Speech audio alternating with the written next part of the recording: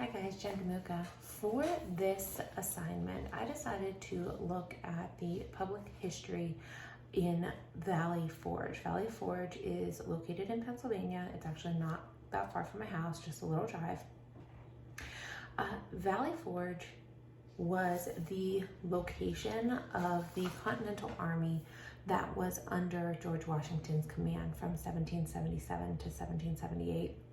They decided that this was a good place to take up shelter because the British troops were occupying their capital in Philadelphia, and Valley Forge is about a day's march from Philadelphia. Valley Forge was a really easily, naturally defensible plateau in its location. It was a really good place for troops to train and recoup after a long year's battle. And winter got too harsh. If any of you are not from this region in Pennsylvania, we do have particularly hard winters, so it was a good place for them to kind of get sheltered down and take care of themselves over the course of that winter.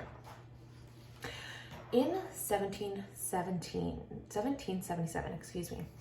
it was December when people went into the camp, and it was about a 2-mile long encampment. It had about 1,500 log huts. You can still see this whenever you go and visit this location.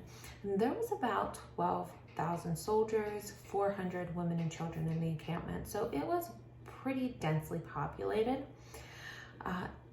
It actually, after it had been there for 6 months, it actually started to look like kind of a diverse city. There were so many different people. There were enslaved and free African Americans, soldiers and civilians. There were indigenous people. There were wealthier officers. There were impoverished and enlisted men. There were immigrants. There were people who spoke many languages. This was just kind of a diverse population. And one of the biggest issues with Valley Forge is that disease actually killed more people than anything else. There was actually never a battle at Valley Forge, but disease killed about 2,000 people. Now, myth with this site is very popular. It is very popular in the sense that Valley Forge is kind of renowned through mythology to have been a very harsh winter, and it was very difficult for the soldiers, and a lot of people starved. And the fact is, it was a difficult winter, but it wasn't the worst winter that we had seen out of the war. And while the troops and the people there suffered, they didn't really suffer more than anybody else in the war during that time. So the myth has kind of taken off and kind of gotten out of hand because it's not really what happened.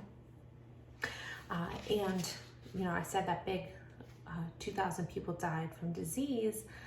That was actually kind of limited because we had a lot of surgeons and doctors and a smallpox inoculation happening there. So it could have been worse than what it was. But I wanted to talk about this in terms of a public history site.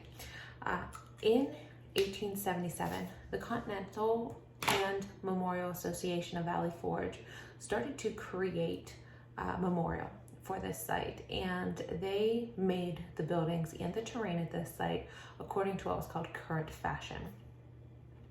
Whenever the Continental and Memorial Association kind of ran out of money, public authorities stepped in and kind of forcibly created the Pennsylvania's first state park. This was in 1893. And they wanted to focus on expanding the Valley Forge Memorial Site, and they started shifting it to a neoclassical memorial type buildings and terrain.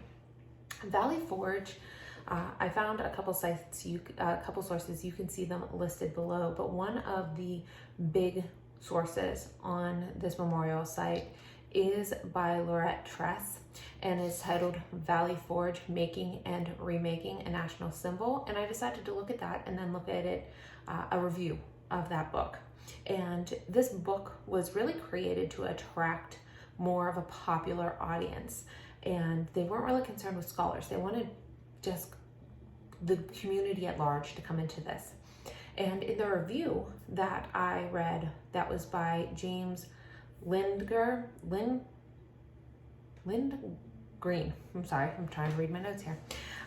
He stated that while the book is good, and yes, it was created in the popular sense to kind of attract that public history crowd, it really lacked significant scholarship within its works. And I thought that was very interesting whenever I was looking at this. So I hope you guys enjoyed hearing my little talk about Valley Forge. I can't wait to see what sites that you guys looked at yourselves.